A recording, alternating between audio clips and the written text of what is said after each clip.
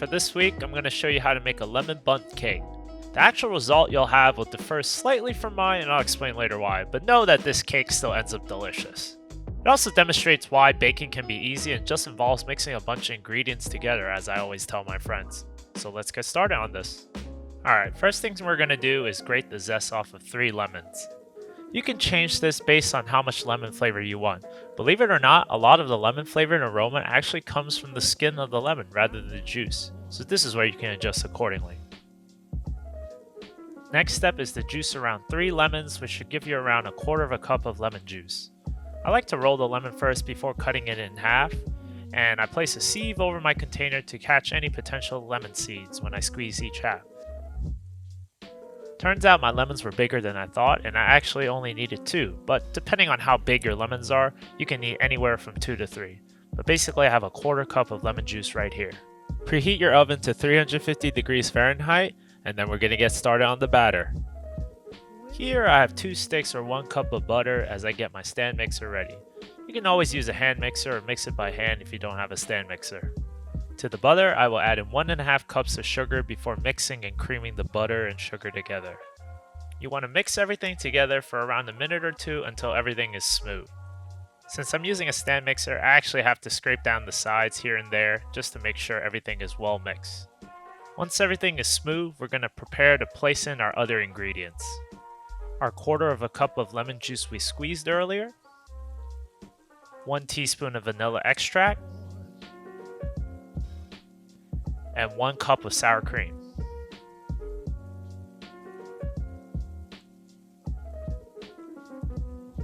Just like before, keep mixing everything until everything is nice and smooth, and then we're going to start cracking in 4 eggs one at a time. Crack in 1 egg, and then make sure everything is well mixed before adding in your next 3 eggs as well.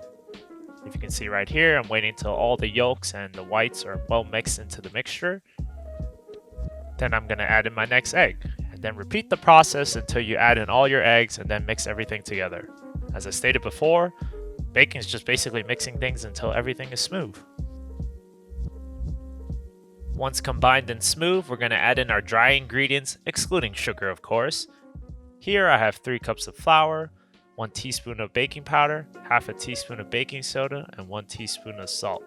I'm going to add in 1/3 at a time, and then you guessed it, you're probably tired of hearing me say this, but mix it! Once most of the flour mixture has been mixed in, we can add in the next 1/3, and keep repeating the process until everything is well incorporated once again.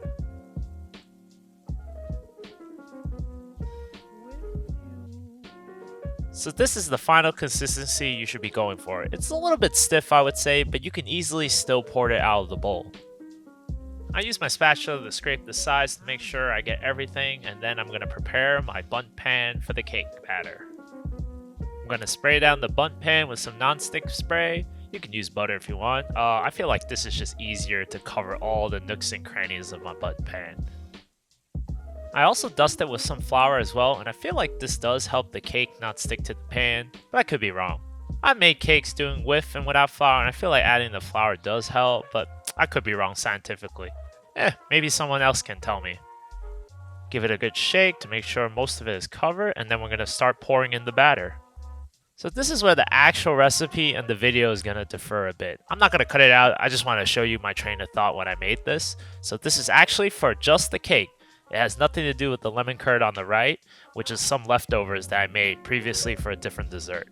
So all you have to do is actually just pour in all the batter and then stick it in the oven for around an hour. But I'll show you why I did this lemon curd method. So I wanted to take part of the batter, scoop it around, make sure it's quite level, and then add the lemon curd sort of in the middle. But I messed up because I placed in way more batter than I should.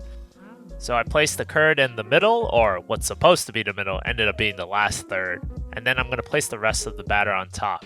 So if it turned out actually what I was intending, there should have been a layer of lemon curd in the middle that was completely covered by the cake batter. But I'll show you what happens in that. So we want to smooth the top of the batter a bit with our spatula and then tap the pan on the table to get some of the air bubbles out, while also shaking the batter around so it conforms more to the pan. Proceed to stick this in the oven for around an hour, and we can check with the toothpick method. So here's the toothpick method. My cake's out of the oven and I stab a toothpick in and I check. Are there any crumbs? If there's just a bit or basically none, you're good to go. Let your cake cool for 10 to 15 minutes, I would say, before we invert it. After the resting period, I'm going to take a spatula and scrape it lightly on the side to free the crust away from the cake pan. Invert the pan quickly, give it a good taps. Don't be dumb like me and remember to wear gloves for both your hands. You're going to see me touching with bare hands and ow. No good, don't do that.